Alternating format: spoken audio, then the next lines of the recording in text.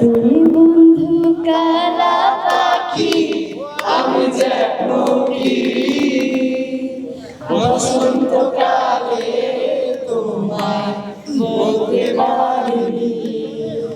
আর হচ্ছে মানে এত সুন্দর করে জিনিসটা বানানো হয়েছে, মানে টোটালি অ্যামেজড। আর মিরপুরের ভিতরে যে এত সুন্দর একটি জায়গা করা হয়েছে, যেখানে হচ্ছে আমরা ব্যস্ততা ছেড়ে একটি পিসফুল মাইন্ডে আমরা এনজয় করতে পারবো, ফ্যামিলিজ আর ফ্রেন্ডসদের সাথে এনজয় করতে পারবো। আর এটাই বলা হচ্ছে মানে আমার উদ্দেশ্য, যে মিরপুর 12-তে একটি মানে অনেক রেস্টুরেন্ট আছে তাই না, তাহলে এটা আমার কাছে খুবই খুবই ডিফারেন্স লেগেছে।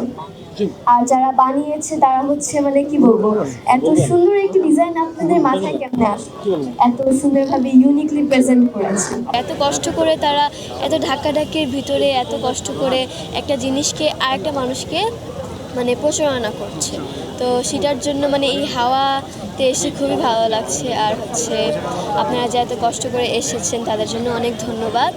আর হ্যাঁ অবশ্যই, কারণ যে এখানে এত বড় একটা এনভায়রনমেন্ট আর হচ্ছে সব খোলামেলা, তো এখানে এসে সবাই ইনশাআল্লাহ ভালো লাগবে। অবশ্যই একটি সুন্দর মানে ভাবে দেখছি, কারণ যে এটা তো কোনো ভুল কথা না, এটা তো সবাই ইউজ করে তাই না। আর খালামণি বললো যে মুভিতে ইউজ করবে, হ্যাঁ অবশ্যই ভালো লাগছে।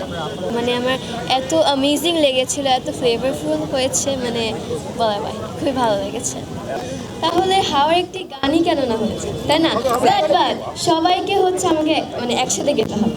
সবাই তো ফার্স্ট লাইন জানেনি, তো অবশ্যই একসাথে গাবো। ওকে। তুমি বন্ধু কালা পাখি, আমি যেন কি বসন্তকালে তোমায় বলতে পারিনি।